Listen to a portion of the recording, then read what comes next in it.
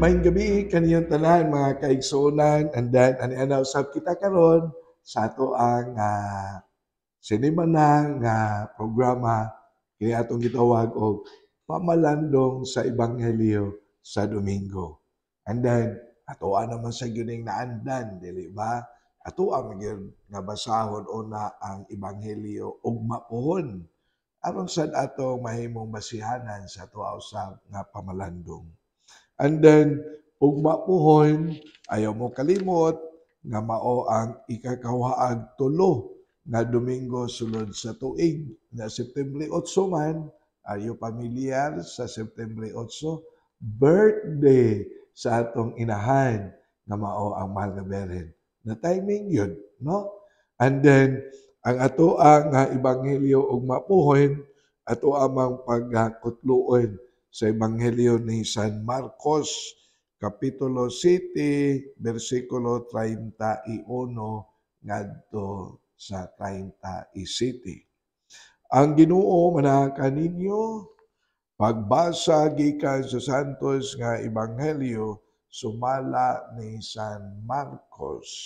Himayaw ikaw o Ginoo. Ug unya mibiya si Jesus sa yuta duol sa Tiro o milakaw latas sa Sidon ngadto sa lanaw sa Galilea agi sa yuta sa Decapolis. Ug may usa ka tawo nga bungol og amang nga gipadala sa pipila ka mga tawo ngadto kang Hesus og mihangyo sila kaniya nga ang iyang kamot itapion niya sa tao. Busa gipahilayo siya ni Hesus sa mga tao o gikulkog niya ang iyang mga tudlo sa dalunggan sa tao. Unya gitutuan niya ang iyang mga tudlo o iyang gihikap ang dila sa tao. Ug mihangad si Hesus sa langit nang hupaw siya og miingon sa tao, ipata, nga sa ato pa, maabli ka. Diha makadungog na ang tao og maayo na siyang musulti. Og gipinahan silang tanan ni Hesus sa dili pagpanugilo niini kang bisan kinsa. Apan hilabihan hinuon nila nga pagpanugilon niini. Ug natingala pag-ayo ang tanan og miingon sila, maayo gayud niyang pagkabuhat ang tanan. Bisan gani ang mga bungol iyang gihimo nga makadungog ug ang mga amang makasulti. Ang Ebanghelyo sa Ginoo, daygon ikaw o Kristo. Sa dili pa ay kita mo himo sa tong pamalandong sa Ebanghelyo, so maisad nga mo great una ta sa tong inahan sa Mahal nga Birhen kay karon man ang iyang birthday, dili ba? Happy birthday, Mama Mary. And then amo kang inahan. Inahan sa kanunayng panabang. Inahan nga naa kanunay sa among kiliran. Inahan nga dili mo biya kanamo. So happy birthday, Mama Mary. So sa mga Marian devotees, ang mga simbahan sad nga ang mga patrona Mahal nga Birhen, it's really a big celebrations kay bawta nga pinangga kay nato ang Mahal nga Birhen, dili ba? Apan sanglit kay na timing man gyud nga ang iyang birthday Domingo man, mao na ang liturgy moingon ang atong misa karon, misa sa Domingo kay sa Ginoo man, dili ba mga kaigsunan? So mao ni happy birthday Mama Mary, panalipli mi kanunay, giyahi mi kanunay, tabangi mi kanunay sa amoong panaw usab isip imong mga anak, no? Happy birthday. So Kun ari punta sa ebanghelyo sa ika-kawaag tulo nga Domingo sulod sa tuig, ang unang pagbasa nga gikutlo gikan sa basahon ni Propeta Isaias o ang ebanghelyo nga atong gikutlo gikan ni San Marcos nag na dunay kalabigitan dili ba kay sa unang pagbasa nagisgot man kini usab og mga matawag nato makakita na unya ang buta o makadungog na ang bungol, maglukso-lukso na ang bakol daw lagsaw. Ining abot, no? Mag-awit o makalipay kay dito sa kamingawan mudagayday ang tubig na may mga sapa na ang mga diserto. So, pupareha kay mao kini ang mga timailhan, mao kini mao sa niya ang gisgutan sa mga propeta labi na ni Propeta Isaias. Kining tanan manghitabo niya kini sa dili pa moabot ang Mesiyas, dili ba? And then pag-abot diri sa ato ang ebanghelyo karon, ang gisulti ni Propeta Isaias nahitabo gayud, no? Nahitabo gayud. Kay ang ebanghelyo nagisgot man sa katawo nga bungol og amang. Unya, tungod ni ana, bungol ang amang man ang maong tao nga giayo ni Kristo and then nakadungog na, nakasulti na, unya mao biya niyang gisgutan sa karaan nga testamento sa mga propeta. Mao na una sa tanan ang ebanghelyo moingon nga si Kristo gyud. Una sa tanan, si Kristo gyud ang mao ang Mesiyas nga gipanagna ang gisulti sa mga propeta sa karaan nga testamento labi na ni Propeta Isaias. Dili ba mga kaigsuonan? Why di ta matawag to, why pagduha-duha, no? Walay pagduha-duha. Si Kristo mao ang gisgutan sa mga propeta nga mingon ang pag-abot niya sa Mesiyas. Apan ang ebanghelyo nato nagisgot man sa mensahe nga kining giingon ni Kristo giunsa niya pag-ayo ang maong tawo nga matawag nato amang ug unya bungol. Try to think kung amang ka og bungol. Try to picture out sa sitwasyon siyang kinabuhi. Puno sa giingon, pagtamay, puno sa pagbugal-bugal, puno sa giingon nga kanang humiliation, rejection, dili ba? Kay bungol man, amang pa, pagkaluoy. Di pa makadungog, bisag gamitan pag sign language, apan kung doon na siya'y gustong isulti, di niya ma-articulate, dili niya masulti, kay amang siya. Mga marginalized. Dili madawat sa katilingman. Kay di makain, dili maka-appeal sa istorya. Luoy. And then, nindot sad kaayo sa nga tanan ang gibuhat ni Kristo. Daghang kaayong mga simbolo kung giunsa niya pag-ayo ang maong amang o bungol. Una sa tanan, gihangyo siya sa mga tao. Kay gidala nila ang maong tao ngadto. Kana ganing pag-ampo na gikan sa lain nga tawo. Importante sad pud ay na kaayo. Ang amang ug bungol gidala tungod sa iyang mga kaila o pamilya o mga parente, gidala siya ngadto ni Kristo.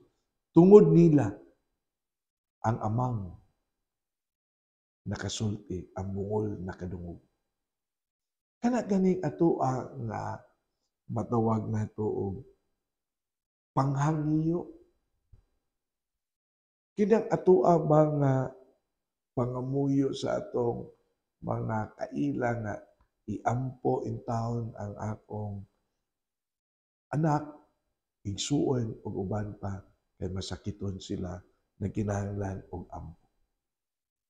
Dako dahi pud na og ikatabang mga kaigsuonan. Panginahanglan sa nagyud ay nato na. Kanang gingon katilingbanon nga pag-ampo. And then dili lamang diha kung imo sad nga tan-awon daghamang mga tawo no. Gidabiya ni Kristo ang maong taong bungol ug amang layo sa mga tawo. And then nga sila na lang si Kristo. Sa ato pa, importante pud kaayo di ay kanang gingon private prayer. Kumingon gay kag kanang babang mga personal, private between you o sa Ginoo. Tinuod man na makaampo man ta sa merkado o asa ta because God is everywhere. Tinuod na siya. We can pray always kung asa ta. Pero dunay danger. Ang danger pod kung naa ka diha sa maong mga lugar, puno kaayo sa kasaba, kayagaw, full of distractions. And then, kung puno ka sa mao nga kayagaw, kasamok, kasaba, distractions, usay ang pag-ampo mapagan. Dili ba? So, maubitaw na ining simba, ginagyod ang gitawag og observe silence ang pagkabalaan sa simbahan aron we can pray well. Si Kristo iyang gida layo sa mga tao.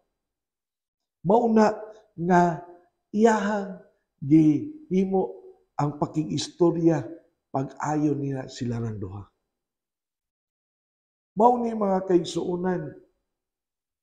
Nindot sad kaayo nga dunay mga butang nga atong dalhon sa atong kaugalingon nga atong ipadangat ngadto ni Kristo kanang kita lang duha. Private prayer. Kanang sa kagabion mamalandong ta. Kanang naata sa simbahan, namuluhod ta, magpiyong ang mata, niya mag-ampo ta nga kitara sa Ginoo. Importante sad kay na. Unay giningon mga personal touch. And then, muna giningon nga sa tawagan ng puno man sa matawag na to og grasya ang atong kinabuhi kung kita naa sa Dios. Nga dili lang diha, no? Mura man og ang giunsa man pag-ayo ni Kristo ang matawag na to ang maong tao. Gitutuan niya ang iyang mga tudlo o iyang gihikap ang dila sa tao.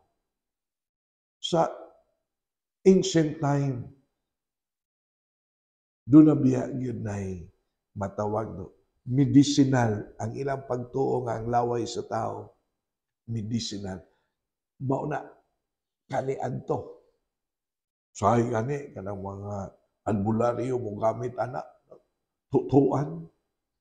Pero, noon, sa ancient practice, they really believe na ang laway usa ka tambal. Dunay medicinal nga aspeto. Sa ato pa, kung ato nga tan-awon, wa ta moingon nga si Kristo nanutho, no? Pero ang pag-ayo ni Kristo nga iyan ang gihimo Kung imong tan-awon, si Kristo mihangad o mihangad si Jesus sa langit, dili ba?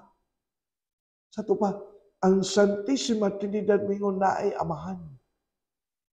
So, mihangad siya sa langit, iyang gihikap ang dila, gitutuan niya yang tudlo, gihikap yang dila, sa to pa, iyahang giayo ang dila, ningangad siya sa langit, ug unya nangayo siya tabang, pinagi sa pag-ampo, ngadto sa iyang amahan. Santissima Trinidad.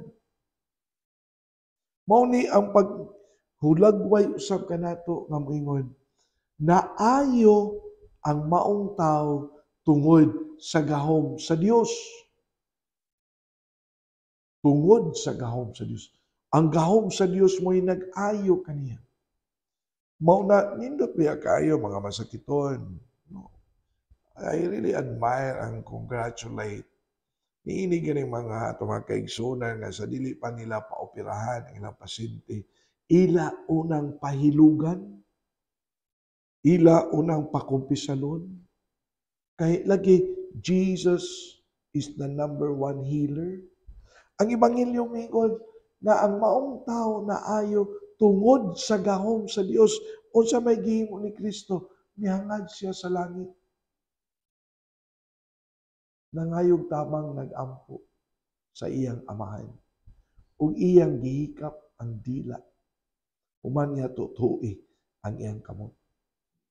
So, the power of healing is the power of God. O nga nindot sa gayo sa nga tanan ang maong ebanghelyo.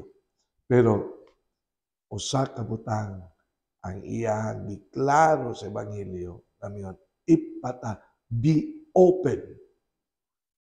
Naabli ang dunggan sa maong tao. Nakalitok ang maong tao. Ipata, be open. Mauna nga ablihan sad nato ang ato ang dalunggan sa pagpaminaw sa maayong balita sa pulong sa Dios sama gud niining atong gibuhat nga pamalandong sa ebanghelyo. Let us listen to the word of God. Unya connected na nga unsay imong nadunggan imong isulti. Isangyaw. Sa ato pa, ang maong tao sa ebanghelyo muhulagway unsa ang ideal na kinabuhi sa usa ka Kristiyano. Abli kanunay nga maminaw sa pulong sa Dios. Ready all the times nga mosangyaw unsay iyang nadunggan. Ug unya